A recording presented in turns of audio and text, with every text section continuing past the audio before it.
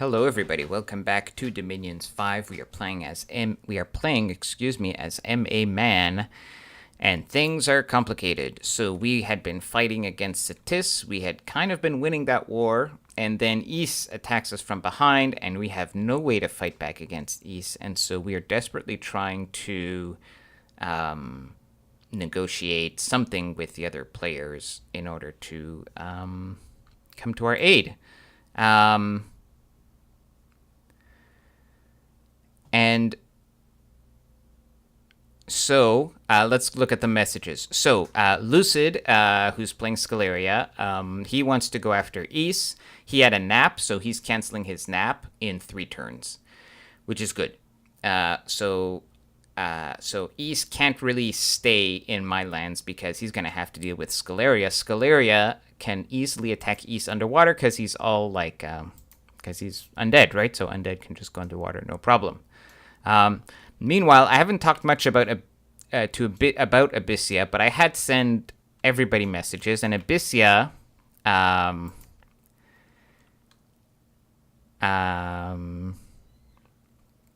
so this is what he says. So he says, "Greetings, brave Judy Garland. He was sad to see that we lost all our guys to Fell Vapors, and he does not like a strong Ys. And so he basically wants to help, but he can't do much. And so so he's sending me like just random stuff to help. And so it's very kind of him, and actually it is. So he sends me a little bit of gold, and he sends us a Red Dragon scale mail, which is actually quite nice.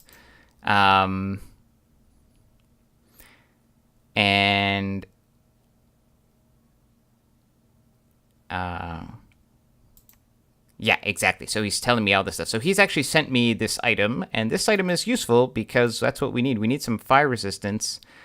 This is armor that gives plus 15 fire resistance. And so that gives him a chance to stand up against those thugs, right? So that's excellent. Enchantment 3 is complete. We're still 2 turns away from enchantment 4. However, Satis is still not kind of recovered from the big blow that I dealt him earlier. And so he's still not ready to attack us. Now, okay, back in Eastland, we took back Wershin. He had just put a bit of PD, and we just kind of attacked him with random stuff that we had lying around. So that's here. And now we're moving to take, I'm assuming this is going to be random PD, so we're just going with a bunch of random knights. And here we're going to try to retake this province, and we're basically trying to avoid his fights. But this is something that I did not expect. Not only... All right, let's look at this, for example. Not only are these guys so epically awesome, they have like map move infinity, right? They have map move 22 like my guys. So how did they attack here? Well, from here, he was able to follow the road, and even though this is enemy territory, he has enough movement speed to go from here to here through 2 enemy provinces. And similarly, this guy, I'm pretty sure, is the guy that came from here. So remember, last turn, I had moved a small army here in order to intercept his knights, because I assumed his knights would come here. No, they just skip over my controlled territory and attack me, from behind the front lines over here. God, I hate Ys so much. What a pain to deal with. So yeah, he takes out this province, which, it's a wealthy province, and it's got my crystal Amazons there. Anyways, God, what a pain. What a pain. Okay, now, I mean, I know he's just raiding, but like this, I'm not getting gold from this. I'm not getting recruitment. Like, it's really a disaster. All right, we're continuing to recruit Vinemen over here. We're going to retake this province. Of course, he's just going to take something else, but that's all we can do. We've got, a force here. And so now my concern is I've got to not only be able to deal with one thug, but I have to be able to deal with like this, for example, which is one thug plus 10 knights. And so I'm hoping that having sort of 20 knights with backup, or more than 20 knights with backup, is enough. And it's probably enough, I'm not sure. But that's the only thing I can do right now. Meanwhile, I'm currently negotiating with the other players, or specifically I'm negotiating with Marignon if we can come up with a kit, like a few items that I could get on my hero here in order to make him sort of effective in fighting against his thugs. So let me actually look at this. Let me bring this up.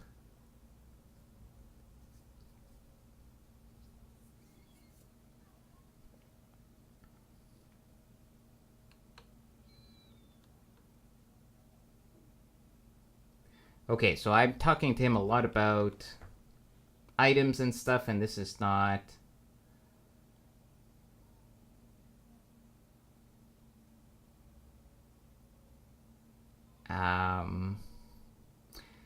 yeah, actually, at this point, I'm looking for the specific messages.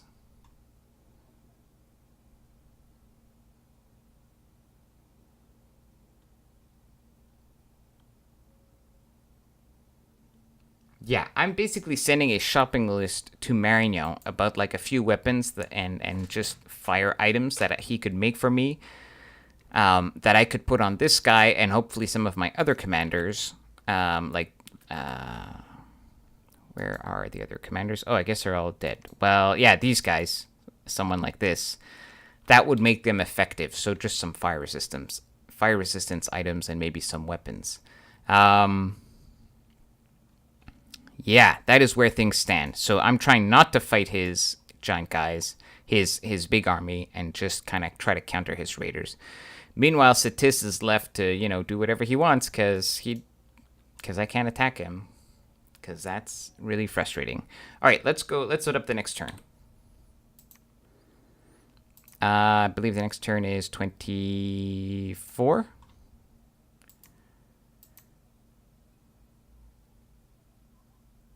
No, that's a turn. That is a turn we just saw. Yes, this is 24. Let's load 25.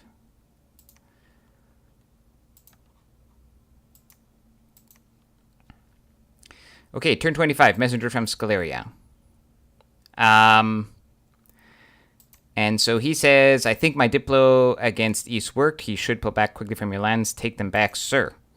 And then Marignon sends me a dragon helmet. He was also making a red dragon scale mail for me, which Abyssia had also sent me one. And then Marignon claims the Throne of Pestilence. He didn't realize it would be a global effect, so he's like, sorry guys for the global plague. In Winden, this is the Amazon province that he took, so we just take it back, no problem. Then this is Scaleria taking back a small province that I had raided from him. So he's got, a little bit of chaff and 4 Marshmasters. So he's creeping back out from the rock that he was hiding under. I want to take this, but this is a failure. I just had 2 mages with Vinemen. And apparently they're really bad against horse archers. Also, apparently sleep is, like, not effective.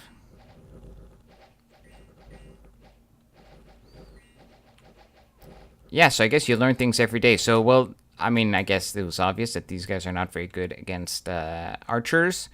But in case you needed more confirmation, now you know. And then, yeah, he just had PD here. And then unexpected event, tax, and then we get a random sage. And then that is it. Oh, and we hired some random silly merc. Okay, so as far as we can tell, and according to Scaleria, East is now retreating from our lands, and in particular, he's even retreated completely. Like you can see, I didn't even fight him off Ironport, and he just left. Remember, Ironport had like 30 PD in it because I was using it as it was a front line in the war against Cetis. He melted that with his knights, right? So that's a lot of gold investment lost, and that's why PD is always tricky.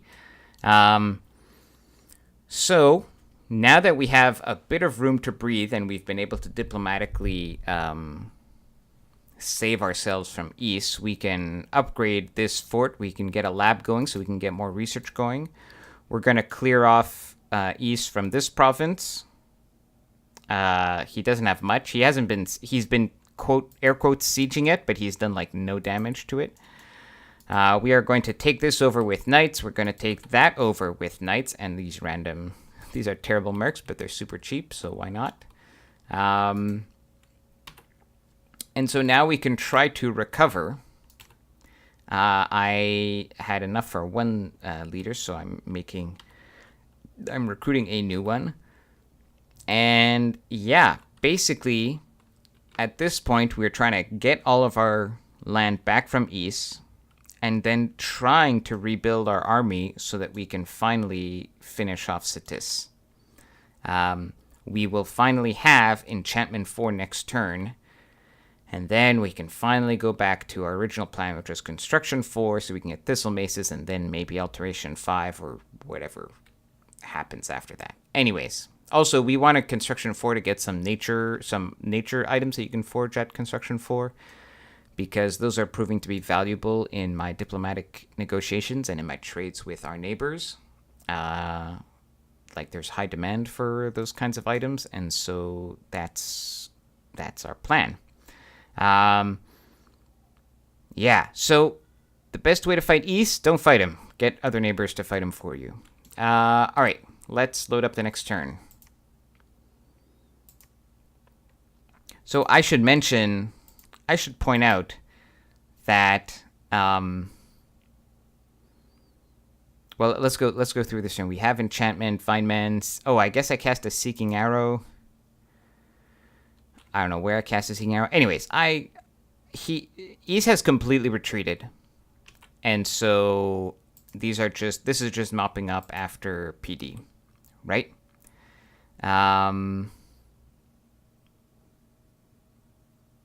This, I think he's gone, I think Pangea has gone AI at this point, by the way. Unexpected events, population, gold, yeah, not much. Okay, let's look at these battles. This is Cetis with some dudes, and also in Pavonia. All right. So we've taken our lands back from East.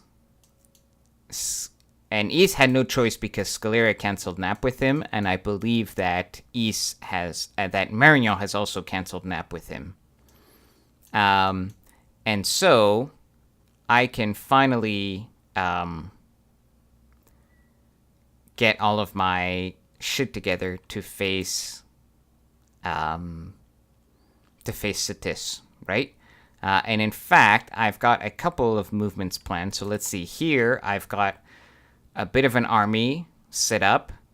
And I think I can take him because he's only got a few Marshmasters in here.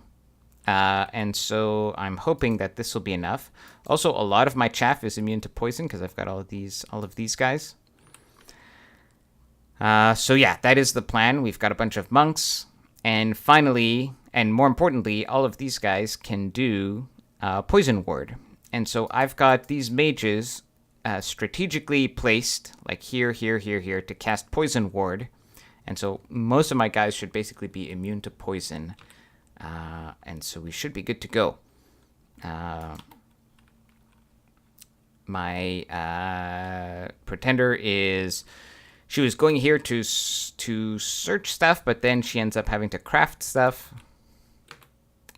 Oh, so by the end of the last turn, I had kitted my guy to fight East. He basically I gave him a nature shield. I only had construction 2, so eye vengeance is all I could do. He ends up with 25 fire resistance, also some 15 shock resistance, because of course they also have air 2, right? Because why not? Yeah, and then like some attack skill. He has his own heroic weapon, which is at least does magic. So this is what I would have tried to send against his guys. Note that with all of this, he's barely as good as their guys naturally are, right? God, I hate East. Anyways, so that's that. And then, yeah, we're just bringing our guys back in from the forest. And that is basically it. Now,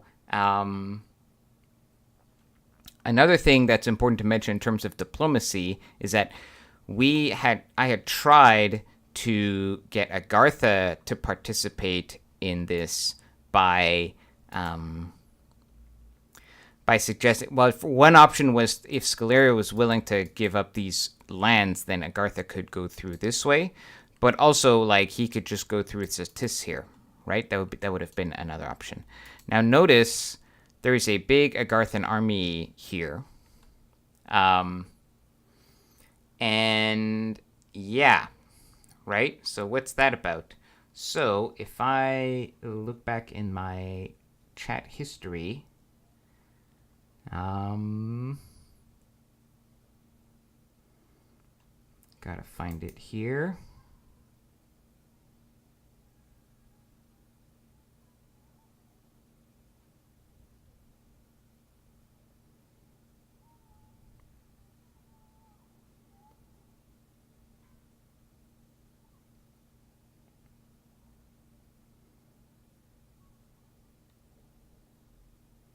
Yeah.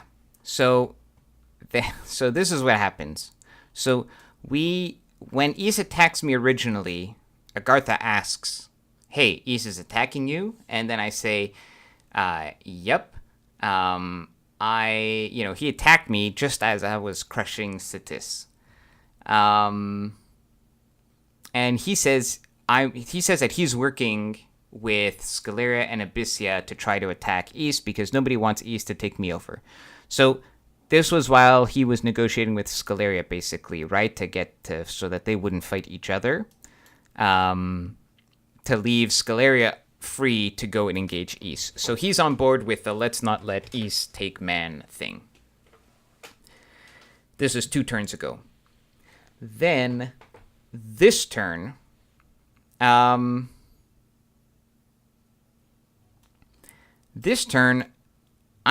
East has totally withdrawn from my lands. And it's not because I killed him, it's because, Scaleria and Marignan have attacked him. But Agartha sends me a message saying he's not convinced I'll be able to hold against East, so he sees no option so he says, I see no option but to try to deny him your capital at least, which means I'm ending our NAP 3 and attacking in 3 turns. And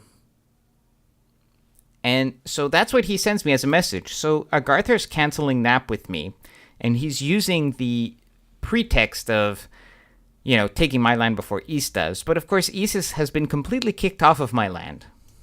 And so I have 3 turns to try to convince him otherwise. So in those 3 turns, I'm moving my stuff up here to fight against Satis. But meanwhile, I reply to him, would you change your mind if you had learned that East has basically completely withdrawn, right? So I reply to him like, dude, I don't know what your scouting is, but I have all of my land back. East is not an issue at all, right? And so that's where things stand on this turn. Agartha has decided to cancel Nap, and I don't know if I can convince him that he doesn't need to take me over, right? So just to recap, we fought against Satis. We're winning the war. Then we're still winning the war, but we take a lot of casualties because he gets his Foul Vapors tech online. At that exact moment, when we're both weakened, but I still have the advantage, when I should be pressing the advantage to finish Sitis off, Ys comes and like basically threatens to take all of my lands. That starts a chain of events where I'm able to get Marignan and Scaleria to attack Ys, causing Ys to withdraw his troops from my territory. However, that costs me, obviously, economically, and it also gives Sitis room to breathe so that he can retake his little provinces here and form another attack on me. Now, as I'm about to regroup, in other words, so he got a moment of reprieve and was able to stay alive. Now we're going to go at it for a second round of fighting, and just when that happens, Agartha breaks NAP with me. And as a reminder, Agartha has not been at war with anybody this whole game. He is pretty big. He's probably the second biggest after Marignan. I don't think Scaleria is that big yet. And he has been spending all game just building up his units. And so you can see here he's got infantries, magma children, shard guards are his sacreds. And he's just been building up, waiting to attack somebody, and he's decided he's going to attack me, he says, because he doesn't want East to take over my land. So that is pretty awful. So I'm grabbing a low-hanging evocation 2 before thinking about going into construction, before thinking about finishing construction. And that's going to be it for this turn. And I think this is a good time to end the episode as well. So I will see you guys in the next one. Take care.